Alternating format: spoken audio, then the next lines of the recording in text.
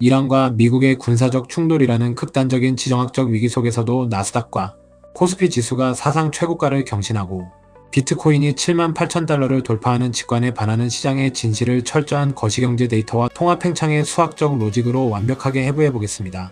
반갑습니다, 여러분. 부자가 되는 심리입니다. 대중의 일반적인 상식은 전쟁이 발발하면 경제가 무너지고 주식시장이 폭락하며 사람들은 현금을 확보하기 위해 자산을 내다 팔 것이라고 가정합니다. 하지만 자본시장의 실제 데이터와 스마트머니의 움직임은 대중의 공포와는 정반대의 궤적을 그립니다.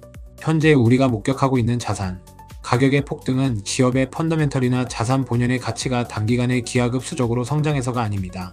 이는 전쟁이라는 극단적인 이벤트를 촉매제로 삼아 명목 화폐 시스템, 즉 피아트머니의 본질적인 결함이 수면 위로 드러나며 화폐 가치가 무자비하게 녹아내리고 있는 현상에 불과합니다. 우리는 이 거대한 자산 인플레이션의 착시 현상을 정확히 꿰뚫어 보아야만 자본을 지킬 수 있습니다. 지정학적 갈등은 필연적으로 막대한 국방비 지출과 국가 부채의 폭발적인 증가를 수반합니다. 현대전은 과거와 달리 천문학적인 자본이 소모되는 자본 집약적 시스템입니다. 미국은 이란과의 갈등을 포함한 중동의 긴장 상태와 글로벌 패권 유지를 위해 국방 예산을 대규모로 증액해야만 합니다. 하지만 이미 39조 달러라는 감당할 수 없는 부채를 짊어진 미국 정부는 이 막대한 전쟁 비용을 순수한 세금 징수나 경제 성장만으로는 도저히 조달할 수 없습니다. 결국 정부가 선택할 수 있는 유일한 수학적 해법은 중앙은행을 통해 무한대의 국채를 찍어내어 빚으로 빚을 덮는 차원을 강행하는 것뿐입니다. 정부가 국채를 발행하고 금융 시스템이 이를 직간접적으로 소화하는 순간 시중의 유동성을 나타내는 M2 통화량은 기하급수적으로 팽창하기 시작합니다. 이것이 바로 전쟁이 실물 자원과 인프라를 파괴함에도 불구하고 금융 시스템 내부에서는 화폐의 공급량을 폭발적으로 늘리는 가장 강력한 통화, 팽창 정책으로 작용하는 메커니즘입니다. 시중에 풀린 막대한 종이 화폐는 필연적으로 화폐 가치의 희석 즉 구조적인 인플레이션을 유발합니다.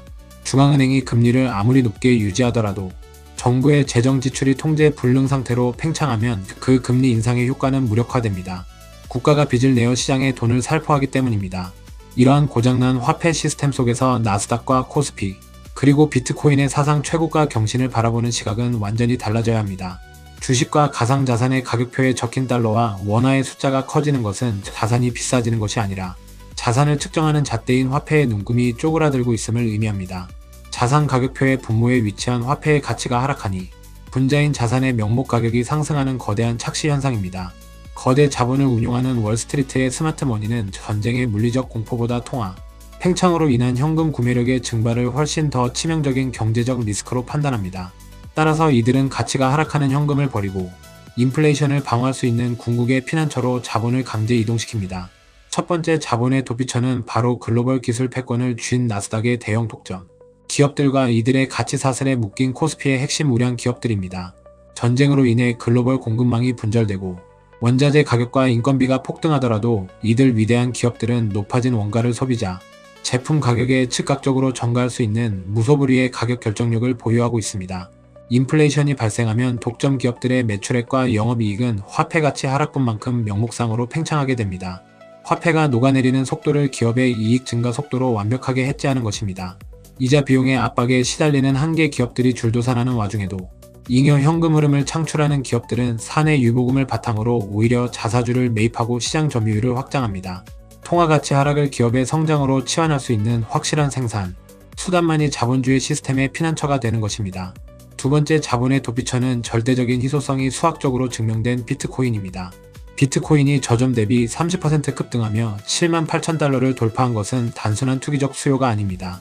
지정학적 위기와 정부의 무분별한 통화 팽창 속에서 특정 국가의 발권력 남용에 통제받지 않는 탈중앙화, 네트워크에 대한 글로벌 거대 자본의 구조적 수요가 입증된 데이터입니다. 총 발행량이 2,100만 개로 영구적으로 고정되어 있고 4년마다 공급량이 절반으로 줄어드는 비트코인은 무한정 발행되는 명목, 화폐의 결함을 가장 날카롭게 찌르는 해지 수단입니다. 과거 위험 자산으로 분류되어 주식시장과 동조화되던 비트코인은 이제 전쟁 리스크와 국가 부채, 팽창이라는 거시적 위기 속에서 오히려 자본을 블랙홀처럼 흡수하며 글로벌 자본시장의 완벽한 거시적 보험으로 그 지위를 격상시켰습니다. 온체인 데이터를 보더라도 단기 차익을 노리는 자금은 빠져나가지만 막대한 자본을 굴리는 장기 보유자들의 물량은 철저하게 동결되어 시장의 매도 압력을 증발시키고 있습니다. 그리고 우리는 이 스마트머니의 최종적인 자본 이동 경로를 추적해야 합니다. 나스닥의 독점 기업과 디지털 희소 자산인 비트코인에서 거대한 인플레이션 파도를 타고 자본을 팽창시킨 스마트머니는 결국 이 잉여 자본을 영구적으로 보존할 물리적인 공간을 찾게 됩니다. 그것이 바로 인플레이션을 완벽하게 흡수하고 물리적 희소성이 극대화된 핵심 입지의 실물 부동산입니다. 전쟁과 유동성 팽창으로 글로벌 원자재 가격과 건설, 인건비가 폭등하면 평당 기본 건축비는 상상을 초월하는 수준으로 치솟습니다. 이는 향후 몇 년간 신축 아파트와 상업용 인프라의 공급이 구조적으로 단절됨을 의미합니다. 이러한 공급 절벽의 팩트를 인지한 자본은 대한민국 서울의 재개발 예상지역이 정비사업구역이나 강남, 서초, 송파, 용산 등이 쾌적하고 대체 불가능한 주거단지의 토지 지분으로 조용하지만 강력하게 스며듭니다. 화폐 시스템의 리스크를 디지털 공간의 비트코인으로 방어하고 거기서 창출된 부를 다시 서울의 최상급지, 토지 지분으로 치환하여 현금 증발의 위험을 영구적으로 차단하는 로긴 효과를 노리는 것입니다. 전쟁의 공포 속에서 황금성이 떨어지는 외곽 지역의 부동산은 철저하게 소외받지만 시간이 흐를수록 자본의 복리 효과를 입증해낼 핵심 입지, 실물, 자산은 자본주의 게임의 최종적인 승리 공식으로 작용합니다. 전시 경제의 재정 지출과 그로 인한 자산, 인플레이션이 맞물리는 이 역사적인 변곡점에서 단순하게 현금을 보유하거나 예적금에 돈을 묶어두는 것은 국가가 징수하는 인플레이션이라는 세금을 고스란히 두들겨 맞으며 실질 구매력을 확정적으로 삭감당하는 가장 위험한 행위입니다. 자본을 지키기 위해서는 통화 팽창의 속도를 상회하는 냉철한 자본 배치가 필수적입니다.